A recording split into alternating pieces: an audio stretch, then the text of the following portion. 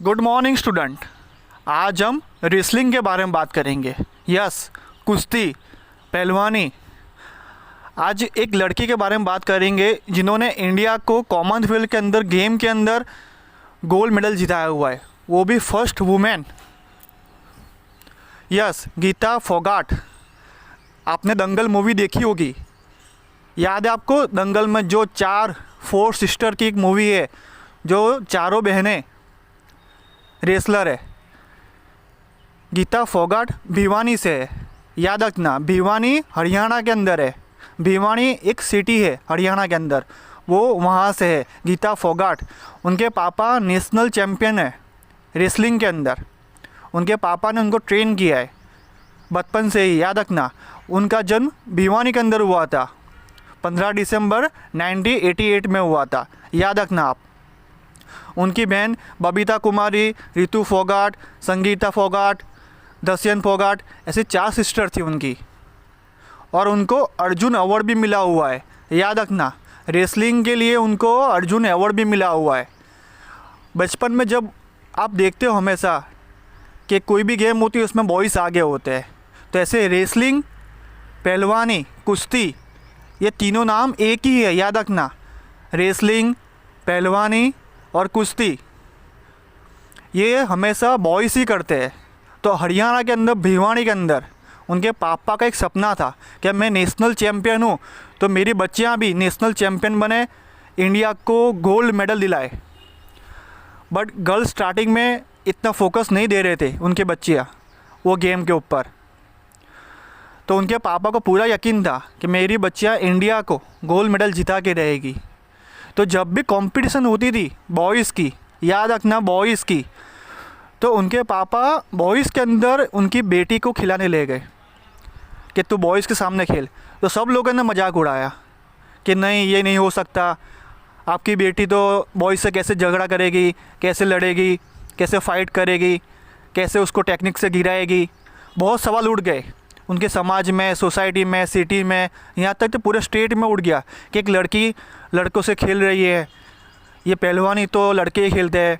मगर उनके पापा ने एक डायलॉग दिया था जो पूरे इंडिया में आज मशहूर है कि हमारी छोरियाँ क्या छोरों से कम है क्या। आपको याद ही होगा, ये डायलॉग बहुत फेमस है कि हमारी लड़कियाँ लड़कों से कम है क्या।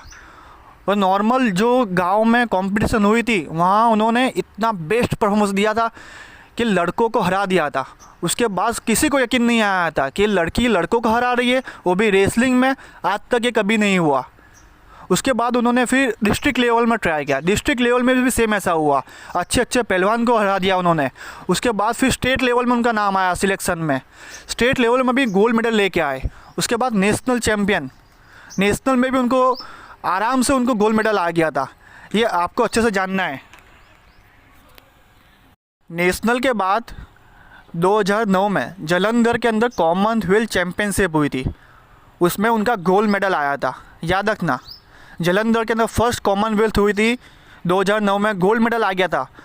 उसके बाद 2010 में वापस दिल्ली में कॉमनवेल्थ हुई थी, उसमें भी उनका गोल्ड आया था। फिर वर्ल्ड चैम्पियन हुई थी, वर्ल्ड चैम्पियन के अंदर ब्रॉन्ज मेडल था। एशियन चैम्पियनशिप में उनका 2 बार ब्रॉन्ज आया हुआ है। और कॉमनवेल्थ में मेलबोर्न के अंदर 2011 के अंदर ऑस्ट्रेलिया के अंदर उनका गोल्ड मेडल है। और एशियन ओलंपिक के अंदर, एशियन ओलंपिक टूर्नामेंट के अंदर उनका गोल्ड मेडल है। ये आपको हमेशा याद रखना है। इतना बेस्ट परफॉर्मेंस देने के बाद हरियाणा पुलिस ने उनको पुलिस ऑफिसर डीएसपी बनने के बाद उन्होंने फिर खुद का एक कोचिंग क्लब ओपन किया और आज भी सारे बच्चों को फ्री में सिखाते हैं वो। अब मैं आपको रेसलिंग क्या है उसका एक छोटा वीडियो सेंड करूंगा। वीडियो के अंदर खास देखो कि रेसलिंग कौन सी गेम है। ज़मीन के ऊपर दोनों शोल्डर अगर टच हो जाएगा तो मैच ख़त्म हो जाएगी। ध्यान से वीडियो देखना।